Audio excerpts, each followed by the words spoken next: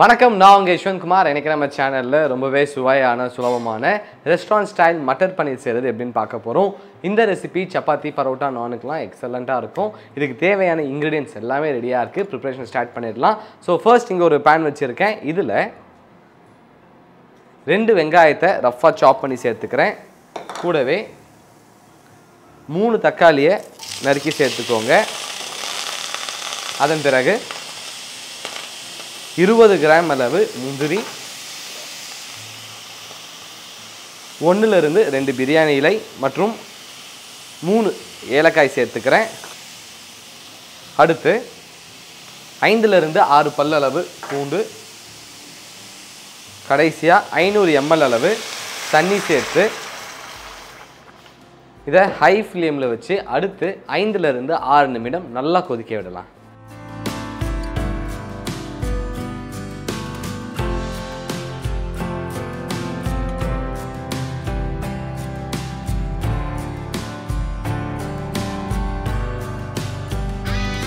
நம்ம சேர்த்துருக்க எல்லா இன்க்ரீடியண்ட்டும் நல்லா குக் ஆகிடுச்சு. ஸ்டவ் ஆஃப் பண்ணிடுறேன்.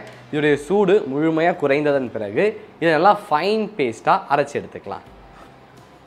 நம்ம வேக வைத்திருந்த காய்கறியை நல்லா ஃபைனாக அரைச்சாச்சு. இதை எடுத்து ஓரமாக வச்சுருவோம். இப்போ அதே பேனில் 3லிருந்து 4 டேபிள் ஸ்பூன் அளவு பட்டர் சேர்த்துக்கலாம்.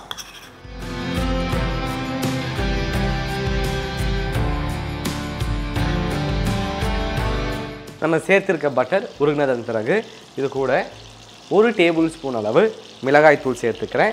அடுத்து 1/2 டீஸ்பூன் அளவு சீரகத்தூள் சேர்த்துக்கலாம்.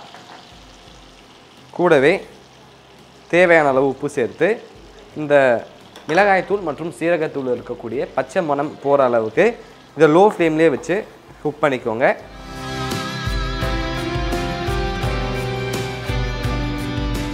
அடுத்து இது கூட நம்ம ஃபைன் பியூரே அரைத்து வச்சுருந்த தக்காளி மற்றும் வெங்காய கலவை சேர்த்து ஒரு முறை நல்லா கிளறி விட்டுக்கலாம்.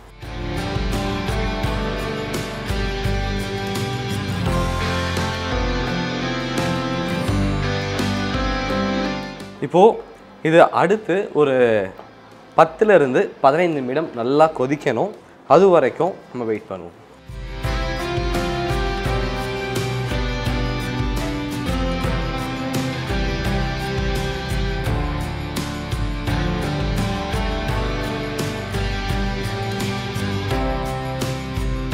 இப்போ நம்ம மசாலா நல்லா குக் ஆகிடுச்சு. நம்ம சேர்த்துருக்க பட்டர்லாம் வெளியே வர ஆரம்பிச்சிருச்சு. இந்த நேரத்தில் நம்ம பாயில் பண்ணி வச்சுருக்க 200 கிராம் அளவு பீஸ் எடுத்துப்போம். கூடவே 200 கிராம் அளவு கட் பண்ணி வச்சுருக்க பன்னீர் சேர்த்து எல்லா இன்க்ரீடியண்ட்டும் ஒன்றோட நல்லா கம்பைன் ஆகிற அளவுக்கு இதை ஒரு முறை நல்லா மிக்ஸ் பண்ணிக்கலாம். அதன் பிறகு மீடியம் ஃப்ளேமில் வச்சு அடுத்து ஒரு 2லிருந்து 3 நிமிடம் இதை குக் பண்ணிப்போம்.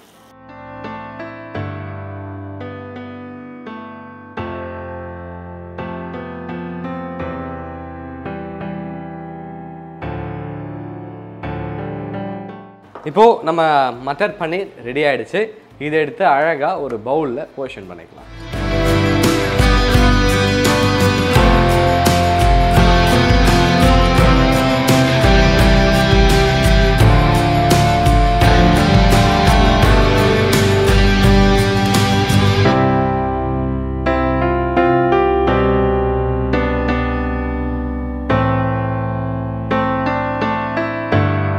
ரொம்பவே சுவையான சுலபமான மட்டர் பன்னீர் செய்கிறது எப்படின்னு பார்த்துட்டோம். இந்த ரெசிபி நிச்சயமாக ரொம்ப அருமையாக இருக்கும். சப்பாத்தி, பரோட்டா நான் வச்சு ட்ரை பண்ணி பாருங்கள். நிச்சயமாக உங்களுக்கு ரொம்ப பிடிக்கும்.